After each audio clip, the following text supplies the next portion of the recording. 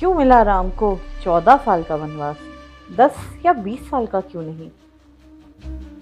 मंथरा के ही उकसाने पर रानी कैकई ने राजा दशरथ से अपने 2 वचनों की मांग करी।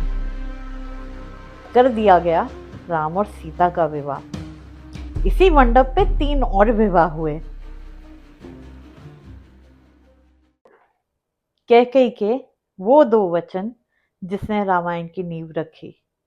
राजा दशरथ असुरों के खिलाफ युद्ध करने गए, जहां कैकई ने उनका साथ दिया और ये 2 वचन उन्हें मिले। मंथरा, जो कैकई के साथ रहती थी, शुरू से ही राम और भरत में भेद करती थी और मंथरा कैकई के कान भी भरती थी। मंथरा के ही उकसाने पर रानी कैकई ने राजा दशरथ से अपने 2 वचनों की मांग करी। ये 2 वचन थे: भरत को अयोध्या का राजा घोषित करना और राम को 14 साल का वनवास।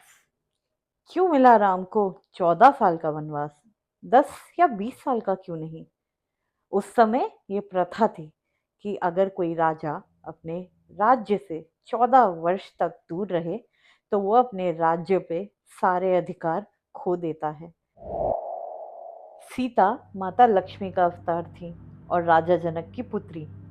राजा जनक ने सीता स्वयंवर आयोजन किया और उसमें शर्त रखी कि जो भी शिव धनुष को उठाकर उसमें प्रत्यंचा चढ़ाएगा, उससे सीता का विवाह किया जाएगा।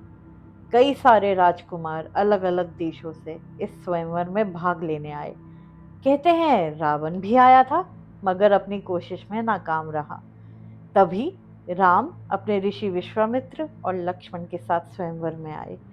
उन्होंने शिव धनुष उठाया और उस पर प्रत्यंचा चढ़ाते हुए वो धनुष टूट गया और कर दिया गया राम और सीता का विवाह। इसी मंडप पे 3 और विवाह हुए।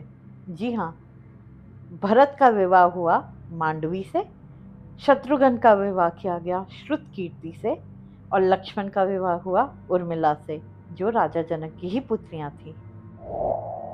लक्ष्मण शेषनाग अवतार थे। वो भी राम और सीता के साथ 14 साल के वनवास पर चले गए और कहते हैं 14 साल तक लक्ष्मण एक रात भी नहीं सोए। वो इसलिए क्योंकि वो अपने भाई और भाभी की रक्षा करना चाहते थे। उनके इस दायित्व में उनकी पत्नी उर्मिला ने उनका साथ दिया। वो 14 साल तक लक्ष्मण की नींद लेती रही ताकि लक्ष्मण अपने कर्तव्य को निभा सके और वनवास में राम और सीता का साथ दे सके। तो कुछ ऐसी ही कहानियां लेकर हम अगले हफ्ते फिर आपको स्वागत करेंगे कहानी लोक पर। तब तक के लिए अगर आपको हमारी कहानियां अच्छी लगे तो हमारे चैनल को लाइक, शेयर और सब्सक्राइब जरूर कीजिएगा।